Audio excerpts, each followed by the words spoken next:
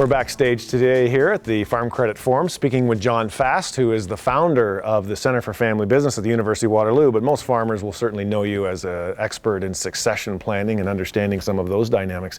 I grew up on the farm. Lots of people watching this grew up on a farm. Tell me why transfer of a farm, transfer of ownership, transfer of management is so difficult, so frustrating sometimes. Why is that so tricky?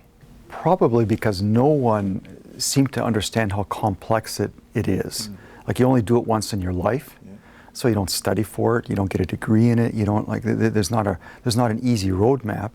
So that's one layer of complexity. The other layer of complexity is that you're mixing such powerful bottom lines within a family farm. Because you're a family, so you're supposed to love each other, and in healthy families there's a lot of love and caring. You're a business, so you got to make money.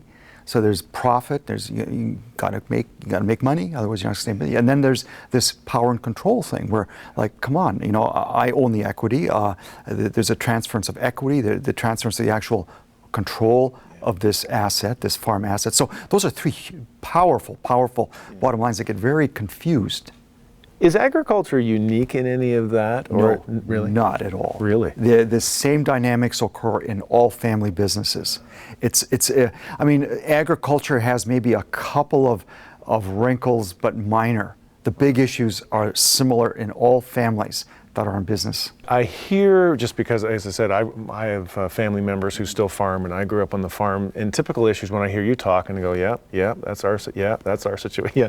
So one of them, for instance, you talk about, which is, I know, is a common fear in our family, is the fear of conflict. Yeah. And so as a result of the fear of conflict, we naturally just let it slide. We let it slide. We circle the wagons around a perceived source of conflict. And then we avoid, because some of our natures or some of our personalities tend to avoid conflict because we're afraid of it. Yeah. That's a natural human fear. I'll cut to the chase. Avoiding conflict is absolutely the worst thing you can do. Because over time, the energy embedded in a conflict actually increases. It gets worse. Whereas your creative options for resolving conflicts, which are actually higher at the beginning, tend to diminish as the conflict lingers, okay? And where those two lines kind of cross, the energy and the lack of creative options, that's where countries go to war, that's where marriages break up, that's where family farms go down the toilet. So avoiding conflict is the absolute worst thing you can do, but too many farm families are trapped by a conflict, a perceived conflict, or the inability to deal with a conflict that becomes like a cancer, and you just keep putting protective shells around it, okay? And then it traps the entire family.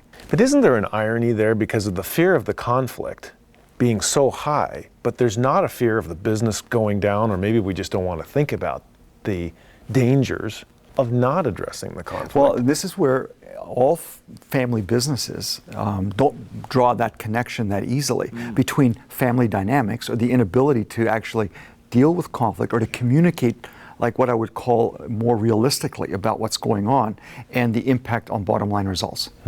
That connection often is not there. And it's a huge connection. 80%, in fact, this is a stat that has come at us, 80% of family business failures, that's farm families or all family businesses that end up not working out, are due to family dynamics that have been ignored. Okay, tell me, I was reading in this is not to do with farming business, but with other businesses, that one of the primary sources of, I'm not sure if I'll call it conflict, but certainly difficulty, is considered to be a lack of appreciation. Is that the case in agriculture, farm businesses? Yes, no? It is. It's the biggest one. Is it? Statistically, it comes up at the top, at the very top. In fact, the next one down is so far down below that as a major issue that destroys, I'll call it, family harmony. That it's on a different rating scale. It's not just farm families, it's family businesses in general. I attribute it to a couple of things. One is a generation that never got much appreciation to start with. Like, in other words, our senior generation, our baby boomers and older, they were not showing much appreciation. And it's very difficult to pass on what you haven't got. So that's a historical issue. It's because I don't know how to, or because I didn't get any, I'm not giving any to you? Well, that's a good question.